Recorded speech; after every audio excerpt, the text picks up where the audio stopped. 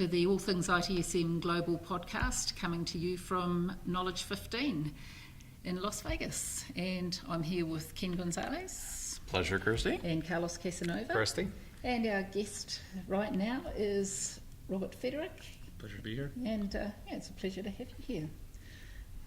So, Robert, I've heard, we've had conversations before where you've said, you'd like to take the IT out of service management. Can you kind of speak a little bit more to, what you mean by that and, what that means sort of to the industry? Sure. Well, first of all, it's not my soundbite. I just love to borrow it. I Yeah. don't know whose it is, so credit to whoever says it. But it's a fantastic idea, and it's really just, I've always found that the application silos that we've built to manage our work are really quite arbitrary. So we have an HR system to do HR work, and we have an IT system to do IT work, and we have an HR system to do, I already said HR, facilities, whatever. All these different lines of business have their own means of engaging with the consumers, and what that necessitates is that the consumers have to have an incredible amount of tribal knowledge in order to do anything at their company. So we think of it only in terms of IT, but if the customer's sitting there and says, I don't think I got the right benefits package this year, who do I talk to about that? Let's hit the water cooler.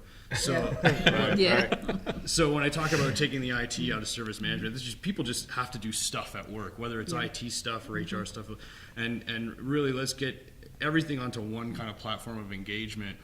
And then it's not about just IT, it's not about just HR, it's about what does the company need to be operational. And so that's what I take about with IT at ITSM is just let's worry about all the services, not just the IT services. Yeah, one thing I sort of see is that IT is actually so important now that it isn't, because it's in everything. There's no service you touch anywhere in the world, I think, that is not driven by IT. Right. So Matt Hooper keeps saying IT isn't a line of business, or it's not a department, it's a discipline. Yeah. And there's a lot of merit to that. And then another person I follow and respect is this, the head of technology for Hyatt Hotels. And he always told us that every company is a technology company now. Yeah. So technology is the DNA. And so it's how do you manage that DNA? There is no non-IT department. It's just integrated into everything. Yeah, look, I mean, I've got friends, I'm from New Zealand, so a lot of people milk cows in New Zealand. I've got friends milking big herds of cows. If their computers go down, they can't milk the cows.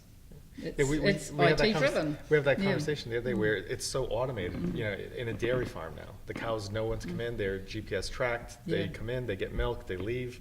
If they have bad milk, they know exactly which batch it's with. And it's like, okay, this is a dairy farm. Yeah. This isn't anything. It's not a high tech area, but it is now. It is. So on the I'm interested on the sort of app silo kind of thing. I guess one thing that I would assume also is an issue is the knowledge and the benefits and the experiences that are created within one of those silos never get shared and benefit to the other. So do you see that they are basically duplicating a lot of those efforts and going through some of the same hurdles, within 3 and 4 different development silos within an organization? Do you see that as part of an issue as well? Well, yeah, I think it's an issue because nobody knows what they have available, and that's why you see a lot of shadow IT operations come up. How do we do this? Well, let's not ask IT, because I think we already know the answer to that, is don't do it. So they find these single function apps, and then they have teams to support them, or they need to have their own way of structuring their own development, and so you'll see like shadow IT development teams pop up here and there. Yeah. But I think with tools like ServiceNow, it allows you to kind of not fight it, but embrace it. Right. So we don't necessarily shadow IT doesn't have to be a problem as long as we can quantify where it is and then bring it all together under one system of engagement. And if it's under one system of engagement, now it's got the visibility so that we can drive governance at it. So maybe these people don't have to be IT per se politically, but they do have to be governed, and they do have to be kind of put in the same system that everybody's consuming from. And the other thing I want to touch on too is that I don't think a lot of these things don't stand alone. So the best example of that is onboarding, where that's not an IT discipline. Right. IT's got a nice big chunk of it, but you've got all kinds of different parts of the organization that are coming together on that service. So if you think about of the offerings you have to do to stay operational, those really go across all the different lines of business, and we have to have platforms that facilitate that. I know you're real big into development, and that's actually one of the things that you're really well known for in the community. What are the key challenges that you see these days in having development and operations working together, and given the rich complexity that's available for the different types of platforms that are available you can develop on, how do you start making that stuff more available and accessible to people so it isn't kind of like I had to be in the right place at the right time to actually know you were working on that? That is a little bit above my pay grade. I'm not a DevOps guy, but what I do see a lot, or what I did see a lot in IT, was that the development teams were frequently even more segregated from the rest of IT, and they had their own ticketing tools, and there was just all these different strange thresholds that you had to pass through. So if an incident that somebody reported was actually something that was, that we had to develop solutions for, then we were just transitioning through all these different tools to quantify it, and ultimately the people that were having the most trouble with it had no visibility to what development work is going on. So it sounds like what you're saying, and correct if I'm wrong, that we were just completing tasks. Regardless of what they were for, we had a task, we completed it, whether it developed into a business outcome or not. And we're getting things done, but we're just not sure how they collectively come back together, and whether they create shadow IT or whether they deliver business value. It seems like we've kind of grown into this model where there's a lot of work going on, but we're just really not sure. Where's the work, right? And even if you solve the problem of we got to get the work out of email, you can completely solve that problem and get absolutely no farther into like real business efficiencies, because the help desk will be taking calls from people who are consuming our products or the applications that form the backbone of our operations, right? And they could be calling in and complaining about stuff, and so all this stuff is getting stored in our service management application, right? And enough people, it gets enough kind of attention from that, then they say, okay, let's make a project, and let's put that project in another application somewhere else. And then okay, we got the project approved and everything, and let's give it to developers, another application that we got to use. Right. And then who's got visibility to all this? How do we know where the work's getting done? You just don't. You might as well keep it in email and save yourself the cost of 3 enterprise tools. At least it's all in one, right? Yeah.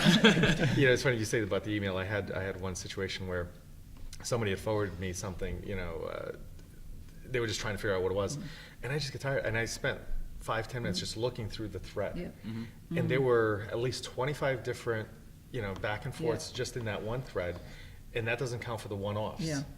So you sit there and you're like, how many of those spun off into 25 more? And what got lost in translation? What didn't make it up? I know I wasn't. I was looking at it just because I was annoyed. But somebody that actually needed to pay attention to the details of it, did they pick up all those pieces? And did you make a decision in that email chain that needs to be audited? Probably not. But you're right. I mean, and I'm spending a little more time on the security side, but I kind of wonder. I mean, and I don't know if you've spent a lot of time looking at. As Ken was talking about the dev and the ops side, not so much DevOps, but what gets lost on the security and risk side of that now. The decisions, the audit piece, and if you were breached, can you say, well, no, we, from a liability legal perspective, are we covered? Well, there's no audit trail. Do you have to go back and look through 100 emails to find where someone said yes? Go ahead. It's kind of depressing that we're still talking about this. Yeah, I know, it is. It is. I tell people all the time I had dreadlocks when I started this. But unfortunately, it still happens. It is, but I think there's more awareness now about it, and I think that there's the resistance is gone to no, we always just do it on email, so we don't have time to think about other apps. I think everybody else is coming around and saying. We got to get off of this. And now the big question mark is, what are you going to fill that gap with? So you got ServiceNow, you got Salesforce, you got a couple other platforms out there. And which one are you going to choose to do it on? I say do it on a platform you're doing everything else on and being successful with anyway, which is ServiceNow.